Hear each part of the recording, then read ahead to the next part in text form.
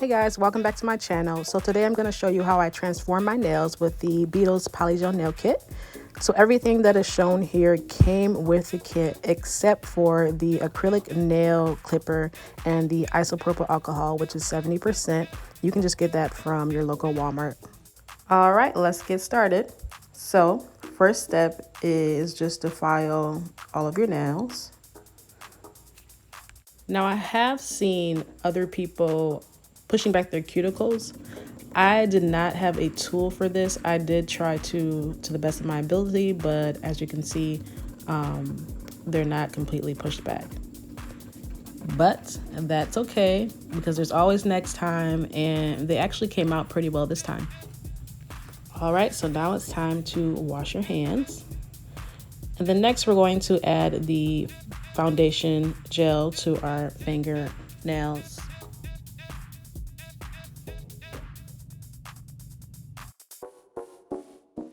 Then once you're done with that, we're going to put our nails under the UV light. This has a self timer. It goes up to 90 seconds. I usually keep them in there for the duration.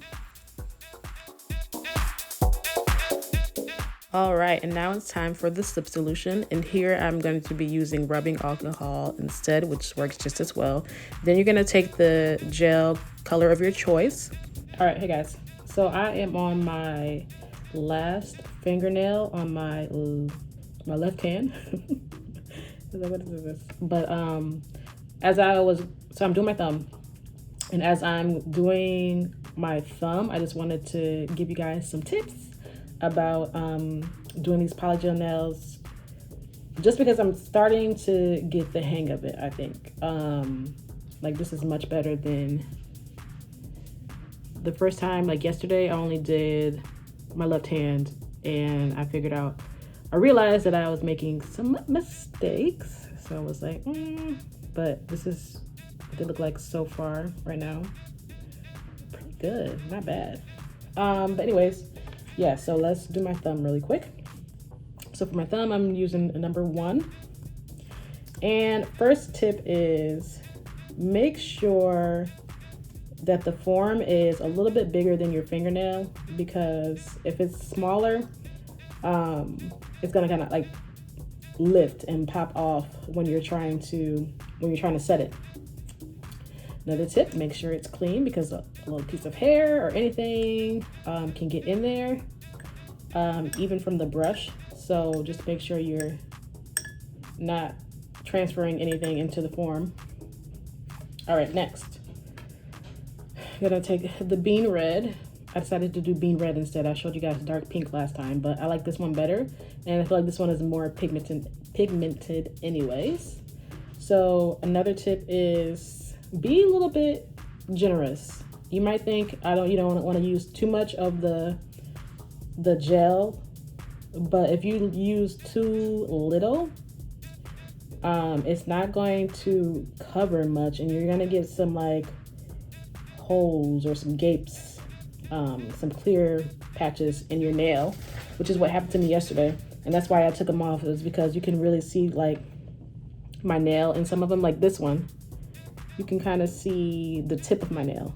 So you just want to make sure that it is even throughout. So you might need to use a little bit more of the gel than you think or want to. Next tip is to be generous with the rubbing alcohol or the slip solution that you're using. Not so much where it's like gonna make it super watery, but honestly, the more you have on there, the easier it is to move the gel around on the form. So I would kind of focus too on the end. So I need a little bit more. The end of the nail, and also the middle, because that's where it was kind of like at the end, you want more of the gel because you don't want it to be weak, right? You don't want it to have too much on one part of the nail, because then it's going to be like just too much. Like yesterday I had a lot at the end of the nail, and it was just really bulky. but you also don't want it to be weak. And then I would also focus on the middle, because that's where like your nail will show, and it's like you can see the tip of the nail if it's not thick enough. Yeah, so see, it's just easier for me to move it around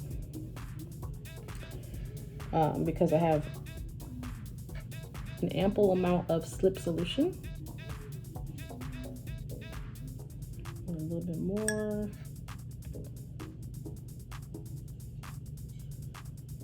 Yeah, I think this is getting good. This is good.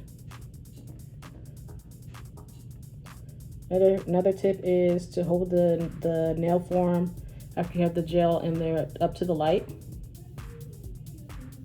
flipped over, so you can kind of see if one side is just like heavy or not heavy enough.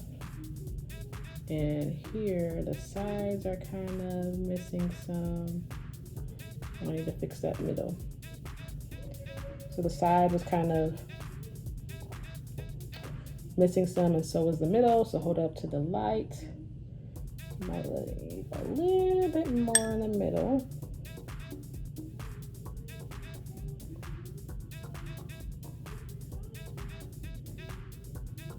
This is the most important part, most definitely. Making sure it's uniform.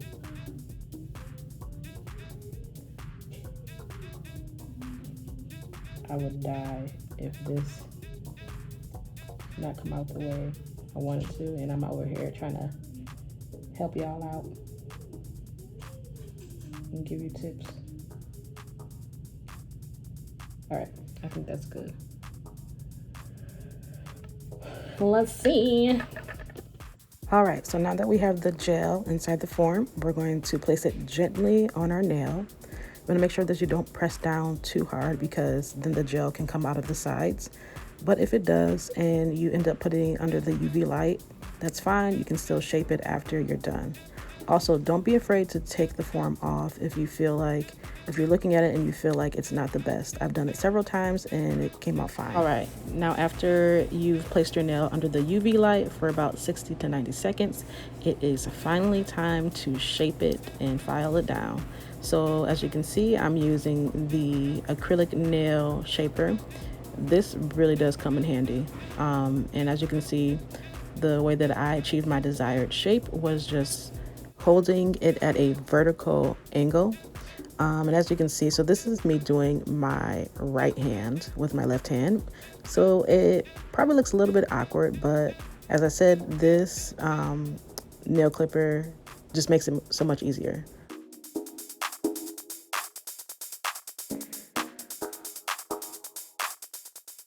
All right, and now it's time to go in with the nail file. So we're gonna smooth out any unevenness and just get it into the desired shape that you want. Alrighty, so now we are on one of the final steps. We're gonna take the Top It Off gel and just paint it over our nails.